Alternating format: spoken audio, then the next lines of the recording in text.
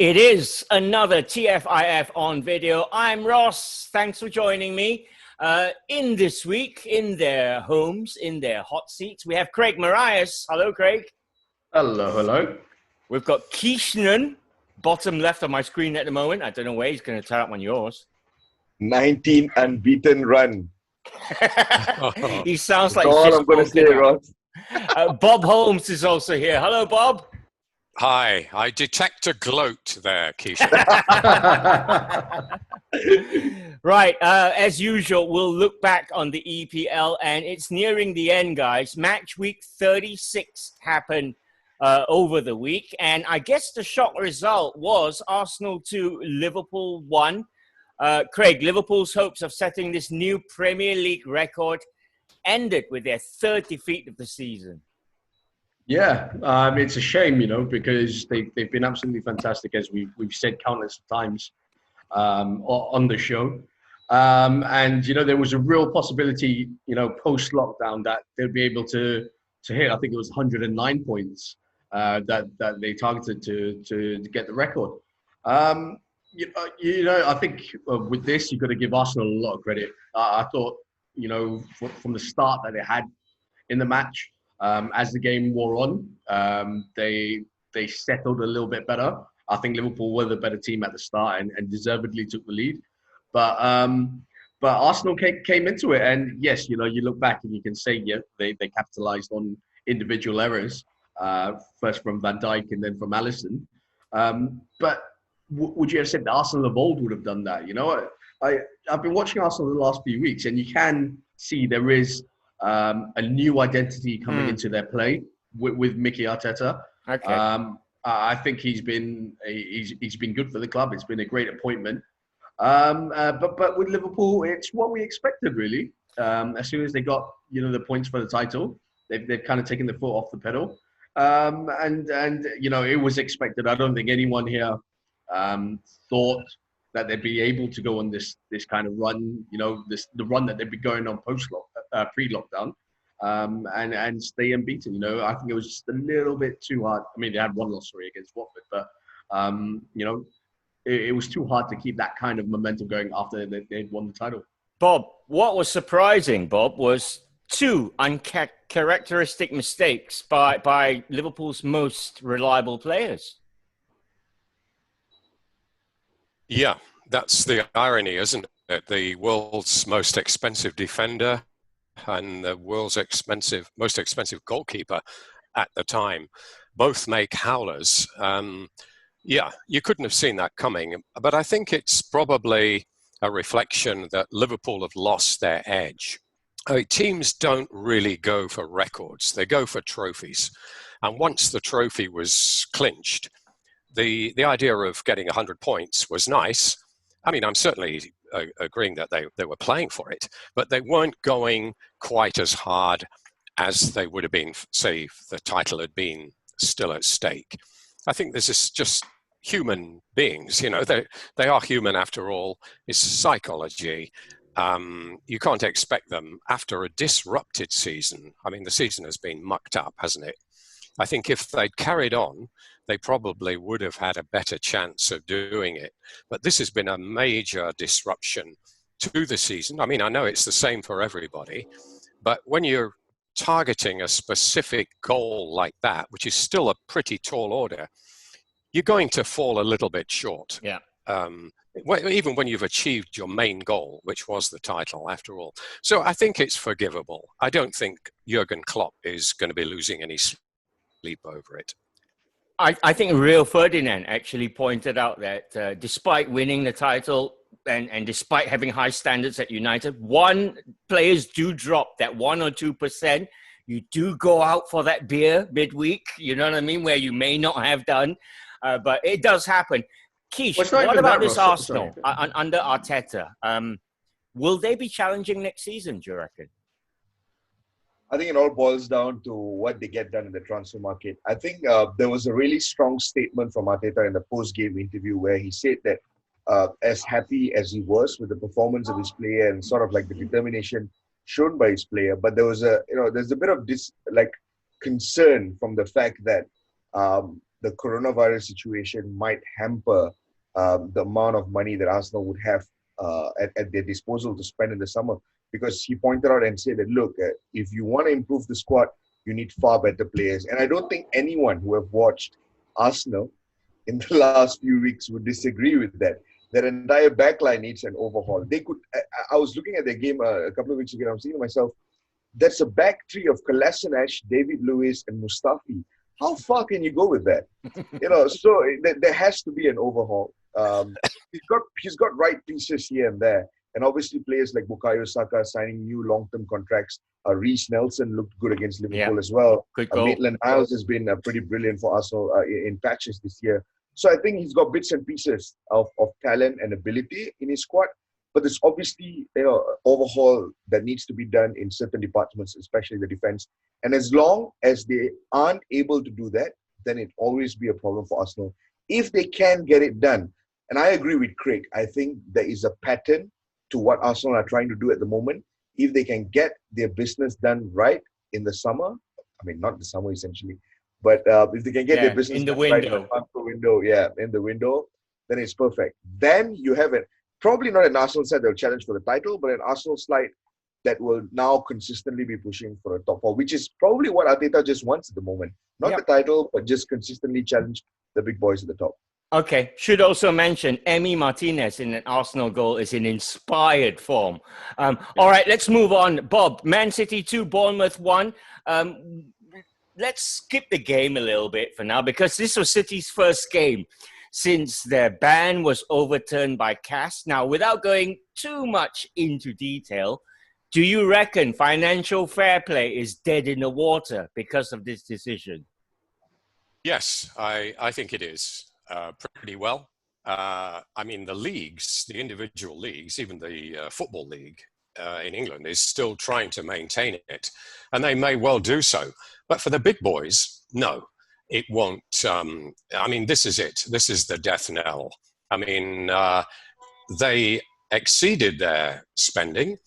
They were guilty of a lot of those offences. They got off them because they were time barred.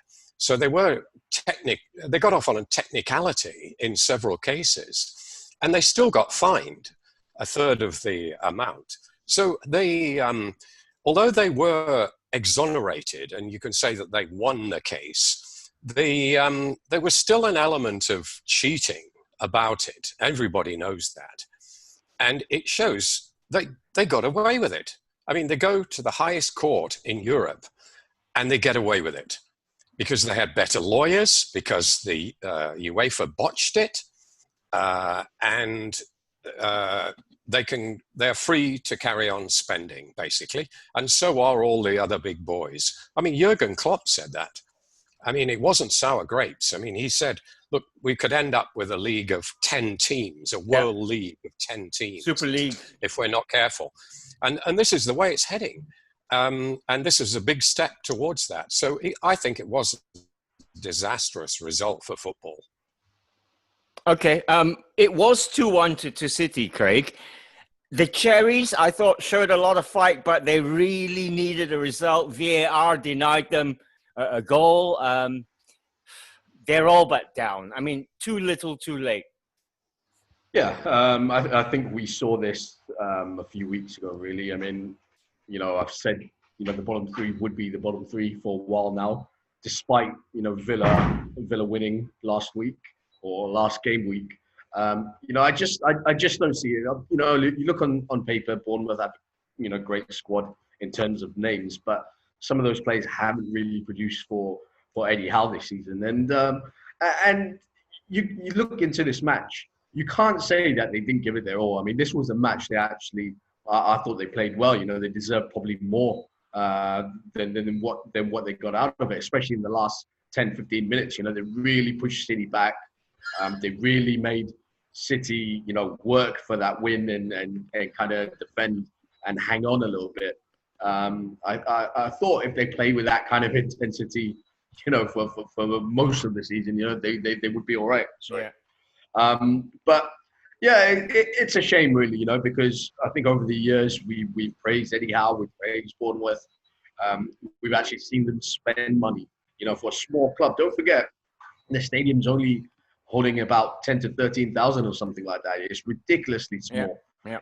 And for a club to, go out and spend 20 million, 30 million on players, it's a lot of money for them. The sad thing about this is, the Championship is not an easy place to bounce straight back up. And you fear for Bournemouth, don't you? I do. Over the last few years, we've seen, a couple of teams, Sunderland. They don't look like a yo-yo Huddersfield side, yeah. Yeah, like once they go down to the Championship, they struggle to get out and they drop even lower. Yeah. I think Bournemouth are well run to prevent something like that from happening. But, once you get down to the Championship, it's tough. And there'll be a lot of clubs looking at their players. Your David Brooks, your Callum Wilsons, Nathan Ake. They've got some good talent there. So, I do fear for Bournemouth slightly. But I just hope that Eddie Howe keeps his job because of the remarkable job that he's done there. Yep. Same here. They became the first team to outshoot Man City at home, 14-8. First team since 2016. No mean feat. All right, Keish, Crystal Palace 0, Man United 2, 19 games unbeaten. That's what you said at the start. I take it you stayed up and watched the game. Anthony Martial's playing with a smile on his face these days. Didn't recognize him. Yeah, he looks like a complete rejuvenated character, doesn't he? I thought, you see, the one thing that, as far as United have been dominant after the restart, the one thing that has been a common theme in a lot of these games is their inability to start games on the front foot. And I thought that was, once again, at display against Palace. I thought United started really poorly. The first 45 minutes was really dodgy, actually. And in some portions, it looked a lot more trickier than it was even against Southampton, for that matter. I thought Palace were really pushing United, and it really looked like at some point the United sort of lacked, the outlet to be able to break this Palace defense down. And I think it also didn't help that they didn't have Brandon Williams and Luke Shaw at left back, which has been both players have been a revelation for United, not just defensively but offensively as well. Fosu Mensah, sure, he was dependable at the back, but he didn't offer what those two players offered going forward. But the moment Rashford broke the deadlock just before halftime, I think there's no better time to score a goal than just before halftime, because it completely disrupts the opposition team, and that's exactly what it did. Second half, Palace could have come back, but again, we could spend an entire episode talking about VAR. I'm pretty sure. Yeah. I really don't want to dive into that, but it was the same old thing again. United exactly. Held on, and Anthony Martial, every single time Rashford gets a goal, Martial responds with the other goal, and that's the most exciting part about this United's attack at the moment, because everyone is sort of just driving and pushing each other. Bob, has there ever been a doctor heading the England attack ever? Because Dr. Rashford. Yes, I know what you're talking about. Yeah. But that's some achievement for a 22-year-old, right? It is, yeah. But, he only got one assist, I think, but he had a hand in both goals. Bruno Fernandez. There's a partnership forming with him and Martial. You can see that in the last two games as well. Yeah. But to me, Bruno Fernandez has been the player of the second half of the season. Had they had him at the start, you do wonder what United could have achieved. They certainly would have been in the top four. I don't think they would have pushed for the title, but they're a different team. He's made a difference to 4 or 5 players in that team. You've not only had himself, who's a great player, and he scores goals. He's got quite a few goals in him for a relatively more creative midfielder than normal. But he's ignited other players. Martial being a classic example, Rashford, and even Pogba. Pogba is now talking about signing another contract. Now, that's partly down to economics, partly because nobody is willing to pay the 100-odd million United want for him. But it's also partly down to Bruno Fernandez, who he sees as a player of similar caliber, and he can make this team tick. And Pogba's realizing that if I do have to stay here, I can actually win something. So what a signing. Really, what a signing. Whether it was Ed Woodward or Ole Gunnar Solskjaer, I don't know, but somebody deserves a lot of credit for that. It's been absolutely transformative. Yep, first Man United player to win 2 Player of the Month awards since Cristiano Ronaldo, no less.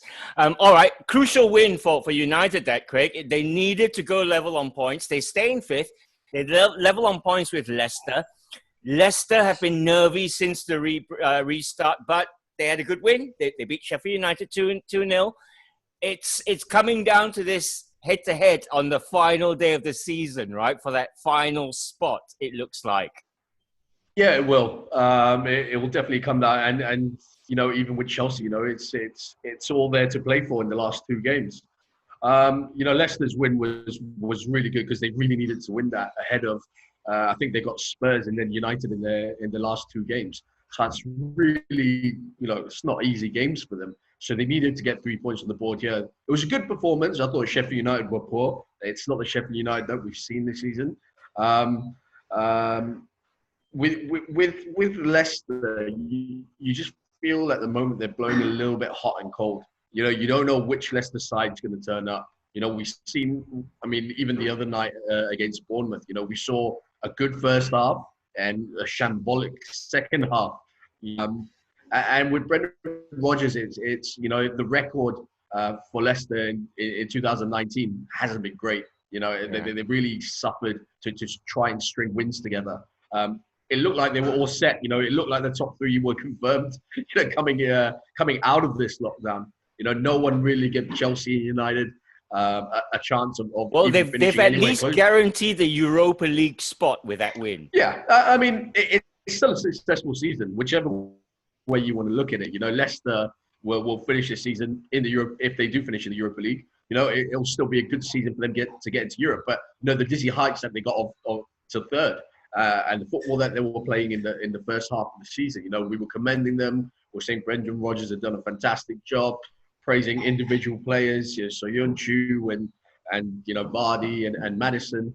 But it's kind of come unstuck, you know, in 2020. And post lockdown, you know, you're seeing a really patchy, inconsistent performances from Leicester. We've seen the good, like you know, that we saw yesterday. We've seen the bad, the second half at Bournemouth. So you know, coming into the last two games, if you're asking me to predict what kind of Leicester side is going to turn up for it, I couldn't tell you. Yeah. You know, it could be absolutely horrible against Spurs, who know how to grind out wins now under Mourinho. Don't have to be playing fantastic football. Or it could be a fantastic, sublime Brendan Rodgers, you know, beautiful football performance that will see them seal the Champions League. Either way, it's going to be fascinating because, you know, as I mentioned, Chelsea is still in the mix as well. Yeah. It's 3 teams chasing for that 3rd and 4th place. Chelsea have Liverpool and Wolves in their next 2 games. United have West Ham and Leicester. Yeah. So it's fascinating. It really is going into it, and it's going to be the side that's going to be the most consistent, the one that can you know, grind out results. It's not going to be easy, but it's all about the results, not the performances at this stage. All right, let's look at some of the other Matchweek 36 results. And as Craig mentioned, Chelsea won, Norwich 0. Keish, it was Giroud with the goal. Lampard said after the match he still wants more from his side. But for me, Frankie Lampard is in with a shout for manager of the season. Don't forget he had a transfer ban, etc., right? Yeah, definitely. I mean, obviously, to me at least, there are far better candidates. Not far better, but they are, you know, better names like your Chris Wilders. Even Nuno Espirito has done a great job at Wolves. Even that Klopp guy. Even the Klopp guy. Obvious favorite. But yeah, Lampard has been brilliant. I think if you speak to a lot of Chelsea fans, if you tell them that they'll be right in with a shot for Champions League qualifications at the end of the season when they have lost their best player in Eden Hazard, and they've lost a manager, and they've brought in a young manager who has only managed in the Championship. No doubt he's a club legend, but, you know, inexperienced still at this point. But what Chelsea have done under Lampard this year has been brilliant. It's been refreshing as well because he sort of injected this youth, you know, ability into this Chelsea side. They've always been recognized as a buying club over the last decade or so at least. So I think for their fans to be able to see the likes of Mason Mount, Tammy Abraham, Loftus-Cheek playing more regularly and it's just been exciting for them. I think the bigger problem for Lampard will start after the season. Obviously, all focus is geared towards Champions League qualification at this point. But the bigger problem for Lampard is what he does to improve that defense, because that has been pretty dodgy for him throughout the season. Christensen, Kurt Zuma, Rudiger, they've not exactly looked very solid. Aspilicueta is aging on the right back position as well. Left back. Left back.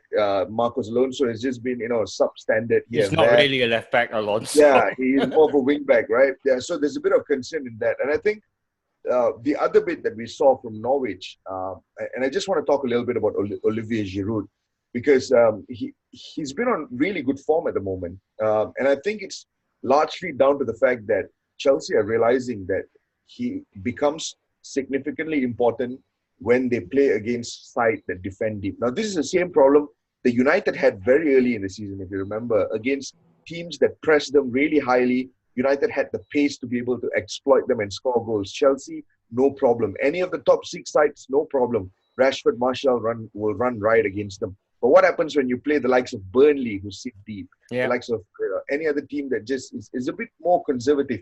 You need that target man up front. Okay. And Chelsea's problem against Sheffield United was they played players like Tammy Abraham, who isn't exactly a target man. But every single time they play Giroud, he holds the ball, he brings your Christian Pulisic into the side, and Pulisic is a player who loves cutting in, loves trying his luck. So I think there's space. As much as there were rumors for Giroud to leave in January, I really think there is space for Giroud in this Chelsea team under Frank Lampard, even if it's a bit part role, but there's a significant role that he can still play in the coming season. And it's been great. It's been great to see Olivier Giroud back on the score sheet regularly. Yep. All right. Newcastle 1, Spurs 3. Bob, after the game, Jose Mourinho praised incredible Harry Kane. He's now got 201 goals in 350 games. All but 16 they have been scored for Tottenham. Jose also said that they'd be top 4 if he was there at the start of the season. But end of the season time, Jose, it's squeaky bum time. And he knows how to play his team, doesn't he? He certainly does. And he's correct, with that assertion. Believe it or not, only 3 teams have more points than Spurs since he took over. And Craig, a week or so ago, I doubted Craig's stat about that, but it's improved. I think you said there were 4, Craig. Now there's only 3, so definitely would have been Champions League for Spurs this season. It's amazing because it doesn't seem as if he's done very well, does it? I mean, there have been wrangles between players, even on the pitch, players jumping into the stands, flouting the lockdown rules off the field. It seemed like a club in some disarray, and throughout, Mourinho has been moaning. So to discover, and I think it is a discovery for most people, that he's actually got the 4th best record in the league is really quite something. And I think it's a reflection of how we kind of have underrated him. We almost feel that he's now yesterday's man, but actually he's still getting a tune out of players despite everything. So the outlook for Spurs is not as bad as it seemed when the lockdown resumed. And they've got a mathematical chance of 4th place, but I think it's unlikely. They're going to be in Europe anyway next season. I think they've got a very good chance of being in the Europa League. And of course, as Mourinho never ceases to remind us, he's won it twice. He's only been in it twice and he's won it twice. So he will be going for a hat-trick. Harry Kane, what else can you say about him? He looked a bit sluggish when he first came back after lockdown, but that's understandable. He hadn't played for about 8 months. He was a bit rusty, but he's got a couple of goals now, and you can see the quality in the man. All right. Elsewhere, Burnley 1, Wolves 1. A superb strike from Raul Jimenez and a last-minute equaliser from Chris Wood. Everton won, Aston Villa won. Villa will probably now have to win their final 2 matches against Arsenal and West Ham. That's a big if they're going to survive. Southampton won, Brighton won. The Saints avoid, 11 home defeats in a season. And that's pretty much match week 36. Only one more game to play. That's West Ham against Watford, 3 a.m. Saturday morning kickoff, that one. So that's what the table looks like at the moment. It's all go at the top. The top 4 chase is very exciting, as is the battle to avoid relegation at the bottom.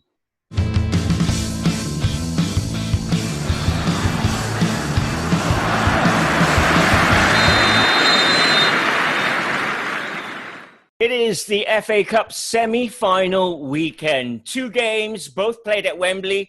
There'll be fans packing out Wembley normally, but yeah, both behind closed doors. Arsenal versus Man City is a Sunday 2:45 a.m. kickoff. Craig, if we look at Man City's last game, you could probably suggest that Pep has an eye on this one because of the formation he put out, right, in the league game. And it's, City, he's a serial winner. He wants a trophy.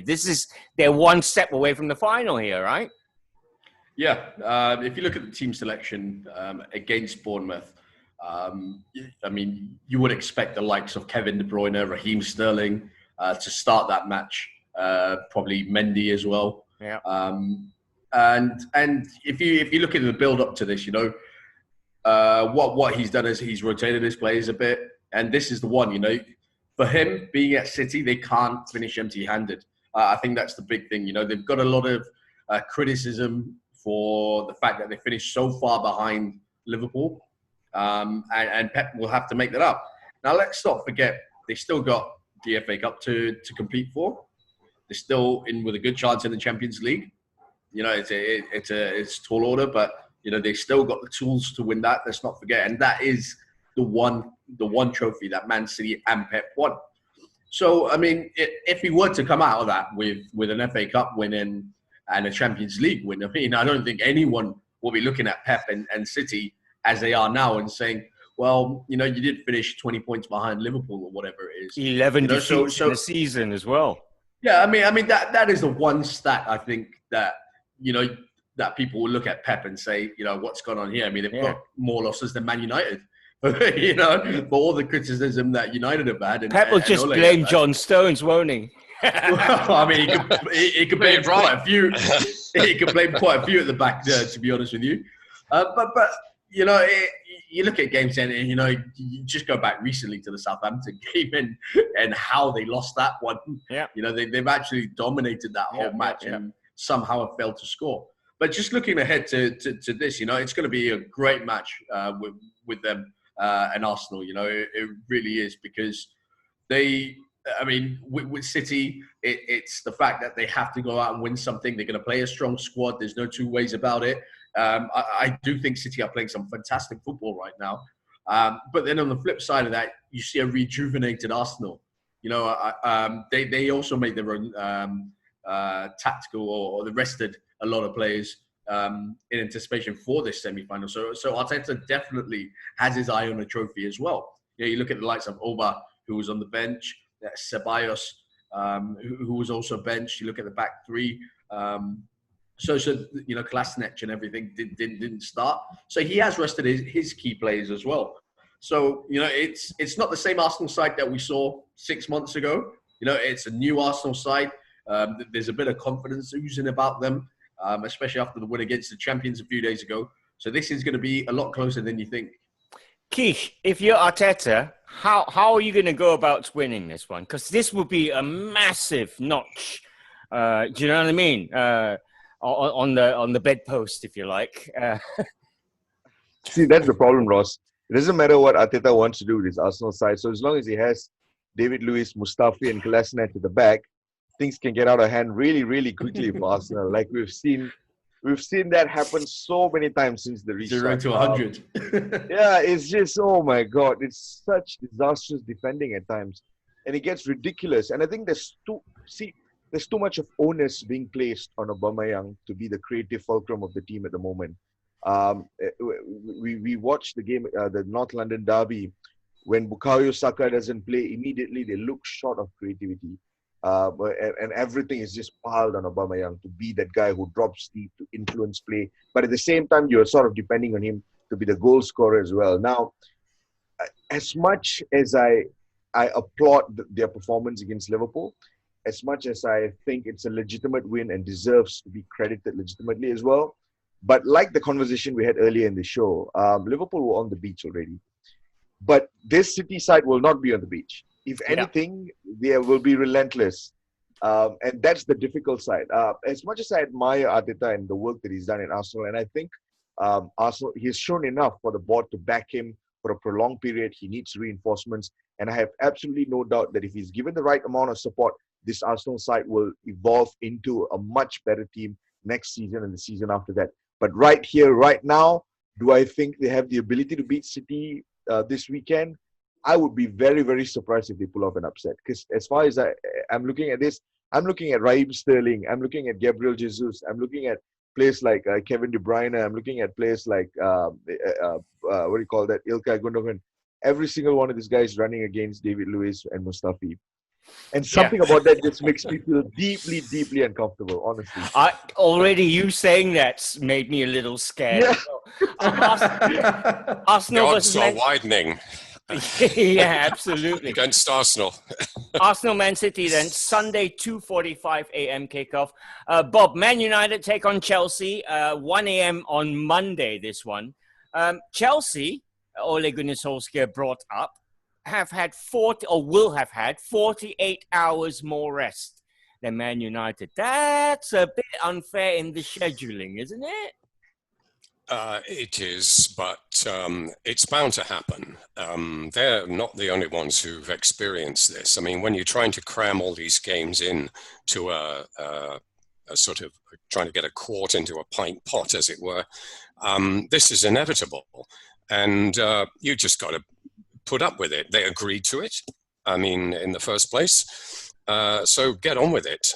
I hope that's not him getting his excuses in early, because has it got the makings of an exciting semi-final for you this tie? It does have, yeah. Goals, I think it's a great pity. I mean, for both games, both semi-finals, it's a great pity there won't be any fans there, because you've got 4 out of the top 6 or 7 clubs in the country dicing for the chance to play in the final.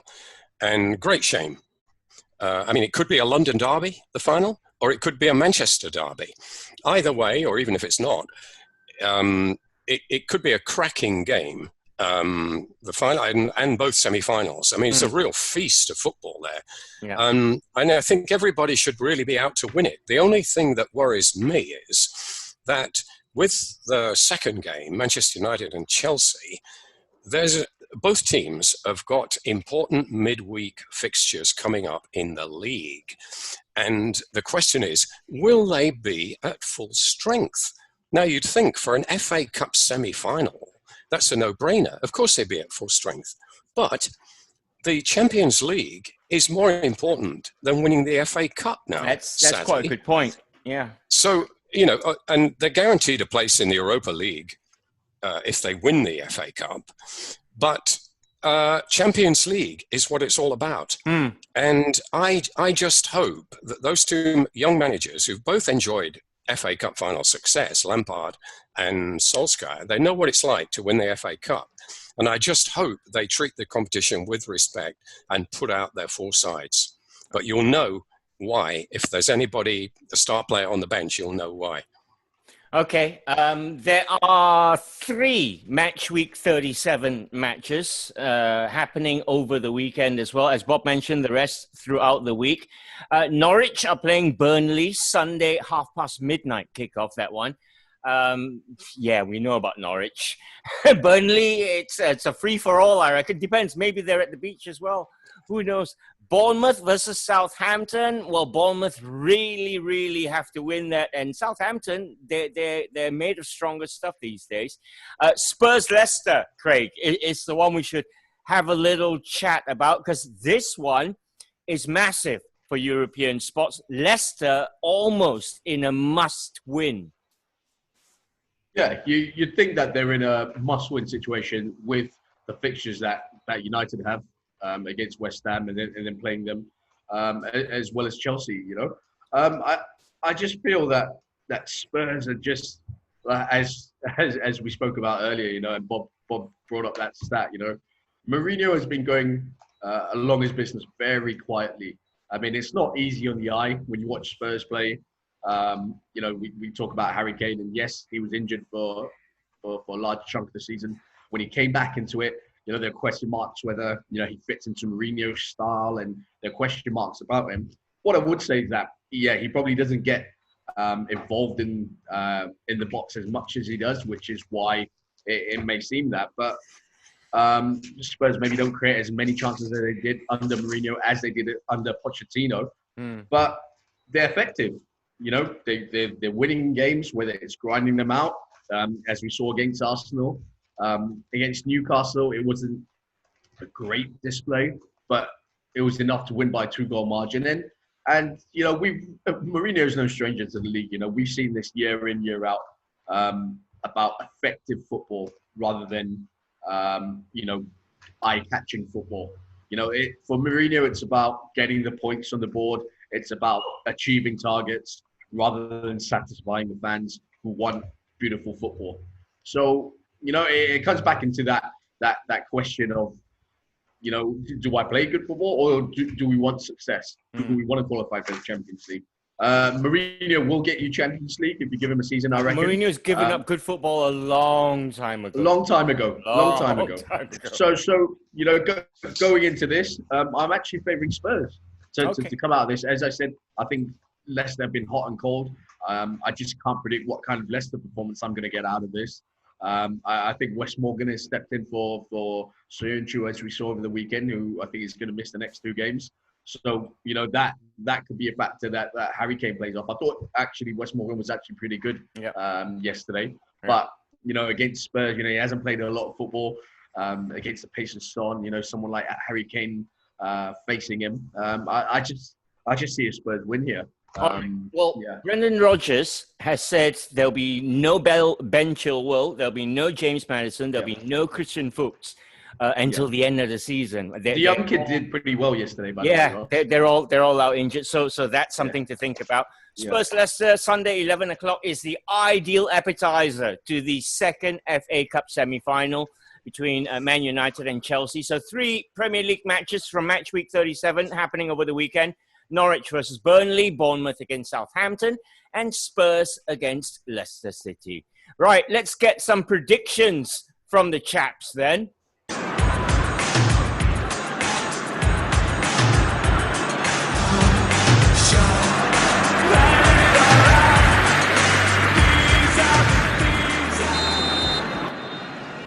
And we're going to start with you, Keish. Which one? What were you going for? What are you going for? FA Cup? League game?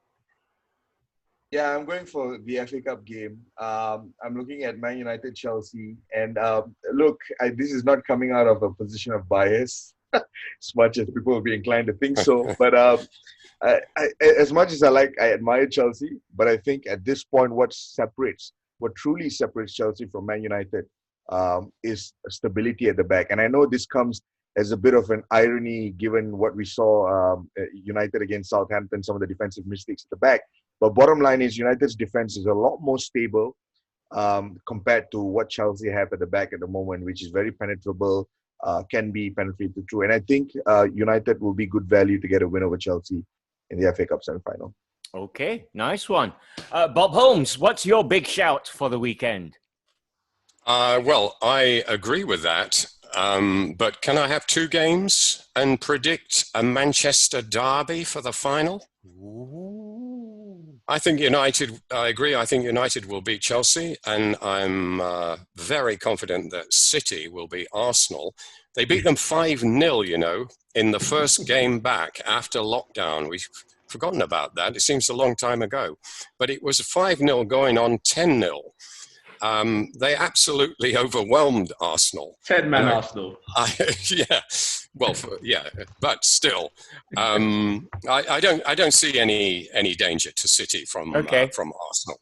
All Manchester final from Bob. Craig, your big shout cannot be Man City or Man United in the semi-final. You were gonna choose that, weren't you, Craig? Yeah, I was going to say, Arsenal to win and David Luiz to score. No,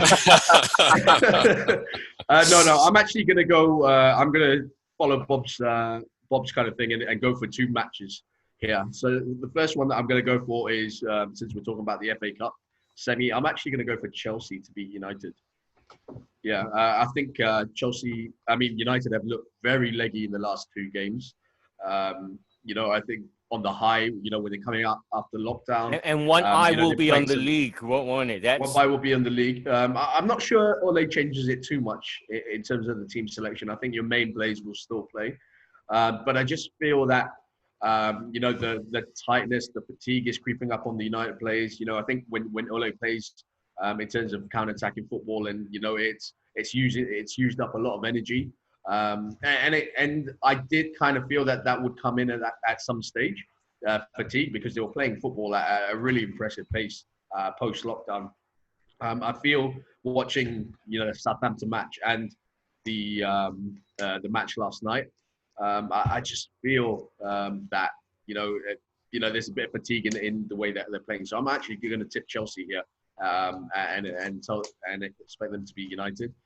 My other one is for Spurs to beat Leicester, as I said earlier. So Spurs to beat Leicester and Chelsea to beat Man United in the FA Cup final. There you go. More than 3 big shouts for the weekend. That's 2, 4, 5 big shouts for the weekend. Many thanks to Bob Holmes, to Craig Morraies, and to Keeshaanan. And thank you guys for watching as well. We'll see you next week. Bye now.